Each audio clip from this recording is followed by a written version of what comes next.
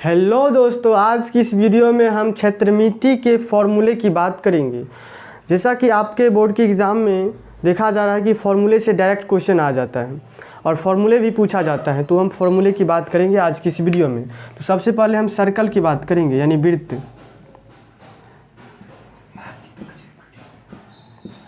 तो वृत्त क्या होता है? वृत्त एक ऐसे बिंदु का बिंदु पथ होता है जिसकी एक निश्चित बिंदु से दूरी समान होती है और उस निश्चित बिंदु को केंद्र, वृत्त का केंद्र बोलते हैं और निश्चित दूरी को बोलते हैं उसकी त्रिज्या। जैसे कि एक वृत्त है, इसका केंद्र है O, त्रिज्या R।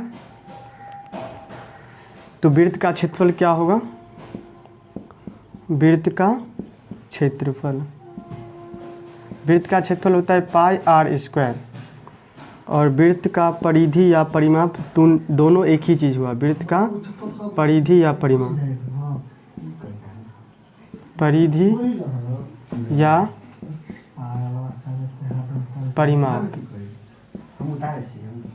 2 पाई R। उसके बाद जब तक, एक बात और ध्यान रखिए क्षेत्रमिति में, कि जब तक ये ना कहा जाए कि पाई का मान 22/7 रखिए, जब तक ये ना कहा जाए कि पाई का मान 3.14 रखिए, तब तक आप पाई का मान 22/7 ही रखेंगे। ये बात आपको ध्यान में रखनी है। उसके बाद होता है अर्धवृत्त, यानी वृत्त का आधा भाग। वृत्त का आधा भाग, जैसे इसका सेंटर O, त्रिज्या R। तो अर्धवृत्त, अर्धवृत्त। और एक बात और यहाँ से देख लीजिए, पहले इधर लिख लीजिए, वृत्त का व्यास। तो वृत्त का व्यास जो होता है, यानी D से सूचित करते हैं इसको, स्मॉल d से, त्रिज्या का 2 गुना होता है, यानी 2 गुने त्रिज्या, 2 गुने त्रिज्या। उसके बाद अब अर्धवृत्त का लिखेंगे, अर्धवृत्त। अर्धवृत्त का क्षेत्रफल, अर्धवृत्त का क्षेत्रफल यानी वृत्त का पूरा का पाई R स्क्वायर, उसका आधा पाई R स्क्वायर बट्टा 2। अर्धवृत्त का या अर्धवृत्त की परिधि पूरा होता है 2 पाई R, उसका आधा पाई R। और देखिए परिधि का मतलब बाहरी भुजा की लंबाई। तो बाहरी भुजा यहाँ से यहाँ तक पाई R, और यहाँ से यहाँ R, ये भी R और ये R, यानी 2R। पाई R plus 2R, R common, यानी पाई प्लस 2 हो जाएगा। इतना उतार लीजिए। उसके बाद हम जाएंगे क्यूब पर।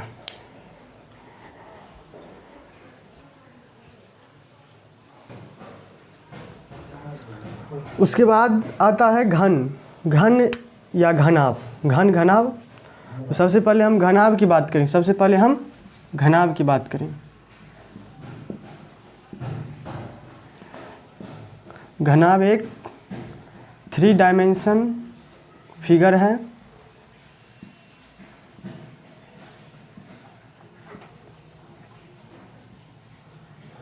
जिसमें लंबाई चौड़ाई के साथ साथ ऊंचाई भी होता है।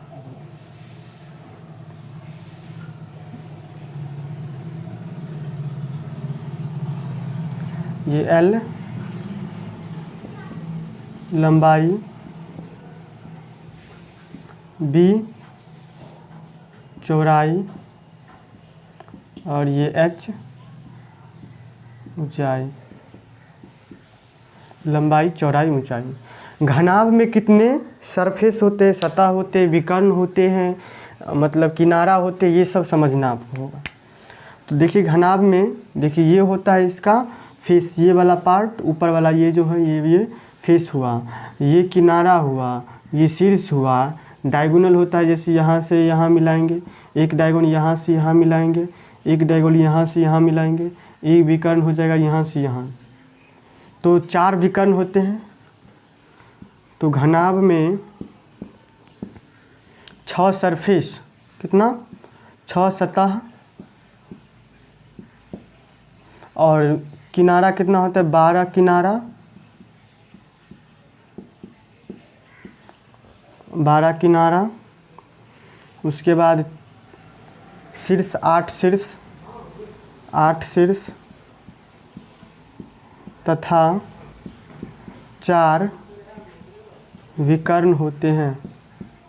4 विकर्ण होते हैं। 4 विकर्ण होते हैं। घनाभ में 6 सतह, 12 किनारा, 8 शीर्ष तथा 4 विकर्ण होते हैं।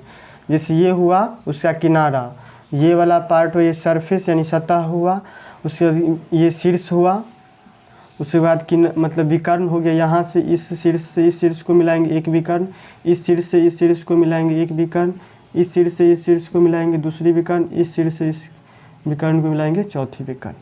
पहली दूसरी तीसरी चौथी। उसके बाद आता है इसके यानी वक्र पृष्ठीय क्षेत्रफल क्या होता है। जैसे कि ये कैमरा है, कमरा के चारों बगल अगर हम घूम करके अपनी आँखें को ऊपर नीचे नहीं सीधी घूम करके जो देखेंगे, जो सरफेस आएगा यानी चारों दीवार आ जाएगा, उसी को वक्र पृष्ठीय क्षेत्रफल कहते हैं। तो घनाभ का वक्र पृष्ठीय क्षेत्रफल क्या होगा। घनाभ का वक्र पृष्ठीय क्षेत्रफल, घनाभ का वक्र पृष्ठीय क्षेत्रफल होता है यानी देखिए चारों दीवारों का क्षेत्रफल यानी, और इसका एक फॉर्मूला आता है एरिया मतलब बेस का परिमाप गुने ऊंचाई।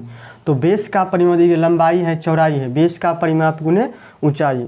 तो बेस का परिमाप क्या है, ये L और B, तो ये एक आयत हो गया यानी 2 इंटू लंबाई प्लस चौड़ाई, 2 इंटू लंबाई प्लस चौड़ाई गुने ऊंचाई, यानी बेस का परिमाप आधार का परिमाप गुने ऊंचाई। उसके बाद इसका कुल पृष्ठीय क्षेत्रफल, घनाभ का कुल पृष्ठीय क्षेत्रफल, घनाभ का कुल पृष्ठीय क्षेत्रफल होता है। देखिए अगर वक्र पृष्ठीय क्षेत्रफल 2 into L plus B into H होता है, और नीचे वाला ऊपर वाला दोनों एरिया जोड़ देंगे तो देखिए जो सतह नीचे में है वही सतह ऊपर में होगा, यानी इसका एरिया हो एल बी, ऊपर भी एल बी, तो 2LB हो जाएगा।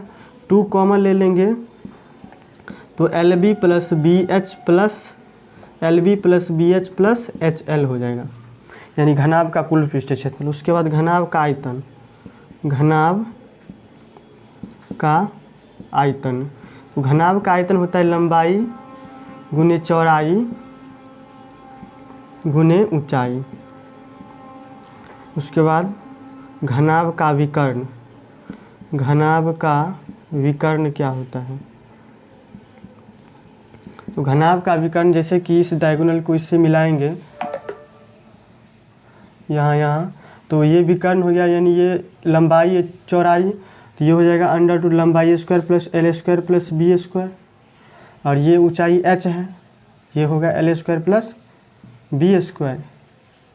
उसके बाद ये ऊंचाई h है, तो ये यहाँ पे समकोण 90 डिग्री बनेगा। तो हो जाएगा विकर्ण बराबर √, लंबाई square L square plus B square plus H square, जहाँ L लंबाई B चौड़ाई,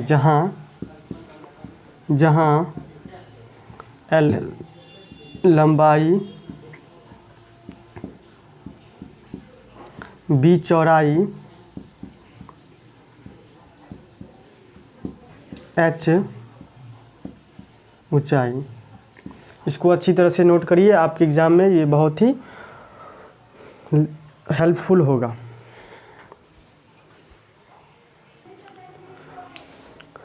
उसके बाद अब हम घनाभ हो गया, अब घन की बात करेंगे।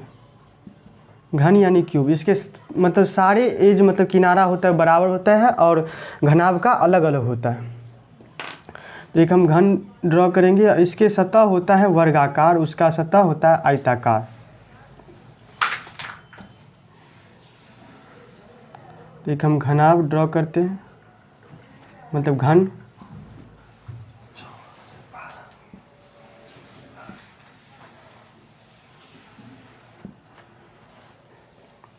इसके किनारा बराबर है ए यानी लंबाई चौड़ाई ऊंचाई, L बराबर B बराबर H बराबर A, यानी सभी बराबर हैं इसके किनारा। इसमें भी 6 सतह 12 किनारा और 4 विकर्ण 8 शीर्ष होंगे। इसका वक्र पृष्ठ क्षेत्रफल घन का वक्र पृष्ठीय क्षेत्रफल।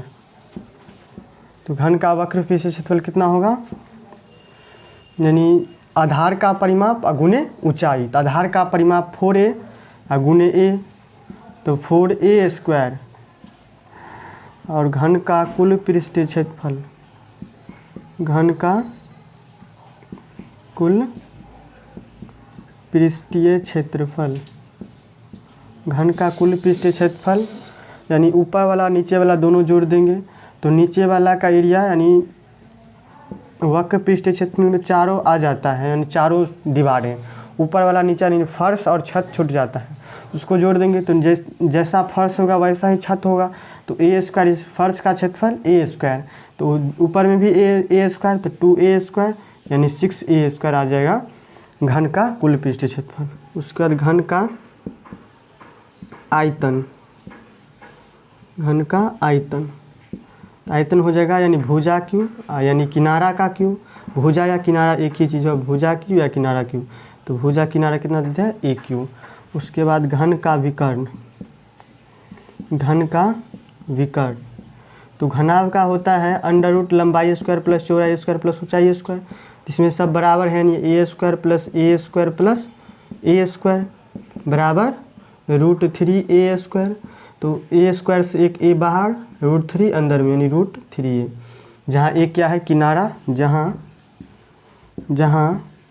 ए किनारा या और भुजा।